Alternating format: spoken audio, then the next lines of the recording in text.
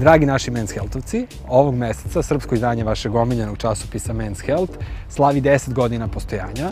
To je svakako dug put od novembra 2003. kad se prvi broj pojavio na kioscima i bez vaše kontinuirane podrške i putokaza u kom pravcu časopis treba da ide, mi ne bismo bili ovde gde jesmo, a sada smo najveći muški časopis na tržištu i nadam se da ćemo i u narednih 10 godina imati dovoljno korisnih saveta i strategija da vam život bude što bolji i da ga živimo kao remek delo.